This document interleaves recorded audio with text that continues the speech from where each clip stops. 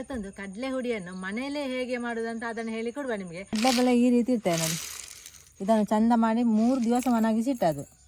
ಹಸಿ ಕಡಲೆಬೇಳೆ ಇದು, ಪಸೆ ಎಂತ ಕೂಡ ಇರಬೇಕು, ಚಂದ ಬಂದು ಒಣಗಬೇಕು. ಒಣಗಿದ್ರೆ ನಿಮಗೆ ಒಂದು 6 ತಿಂಗಳು ಈ ಹುಡಿ ಹಾಳಾಗುವುದಿಲ್ಲ.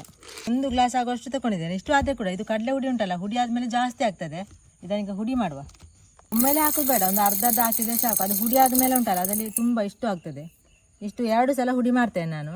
ಒಂದು ಸಲ ಅದು ಹುಡಿ ಮಾಡಿ ಆಯಿತು. ಇದನ್ನು ಜಾಡಿ ಇಡಬೇಕು, ಅಂದರೆ ಗಾಳಿಸ್ಬೇಕು. ಇಲ್ಲ ಇದ್ರೆ ಉಂಟಲ್ಲ ಅದರಲ್ಲಿ ಸ್ವಲ್ಪ ಇರ್ತದೆ ದುಂಡು. ಅದಕ್ಕೆ ಮತ್ತೆ ವಾಪಸ್ ಗ್ರೈಂಡ್ ಮಾಡಿದರೆ ಆಯಿತು. ಇದು ಒಮ್ಮೆದು ಮಾತ್ರ ನೋಡಿ, ಇಷ್ಟು ಸಿಕ್ಕಿತ್ತು ನೋಡಿ ಇಡೀ. ಅದನ್ನು ವಾಪಸ್ ಮಿಕ್ಸಿಗೆ ಹಾಕಿ ವಾಪಸ್ ಗ್ರೈಂಡ್ ಮಾಡಿದ್ರೆ ಆಯಿತು. ಇಷ್ಟು ಮಾತ್ರ ಗ್ರೈಂಡ್ ಮಾಡಲಿಕ್ಕೆ ಆಗೋದಿಲ್ಲ, ಅದು ಉಳಿದದ್ದು ಉಂಟಲ್ಲ ಅದನ್ನು ಕೂಡ ಹಾಕಿ ಗ್ರೈಂಡ್ ಮಾಡಿ. ಇಷ್ಟು ಉಂಟು, ಇದನ್ನು ಒಟ್ಟಿಗೆ ಗ್ರೈಂಡ್ ಮಾಡು. ಇದು ನೋಡಿ 2ನೇ ಸಲದ್ದು.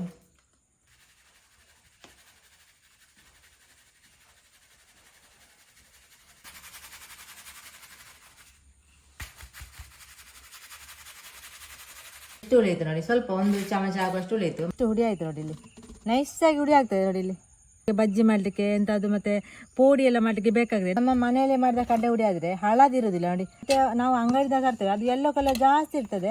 ಅದಕ್ಕೆ ಬೇಕಾಗಿ ಪ್ಯೂರ್ ಬೇಕಿದೆ ನಿಮಗೆ, ಮನೆಯಲ್ಲೇ ಮಾಡಿದರೆ ಆಯಿತು. ಒಂದು ಡಬ್ಬದಲ್ಲಿ ಹಾಕಿಟ್ರೆ ನಿಮಗೆ 6 ತಿಂಗಳು ಹಾಳಾಗೋದಿಲ್ಲ.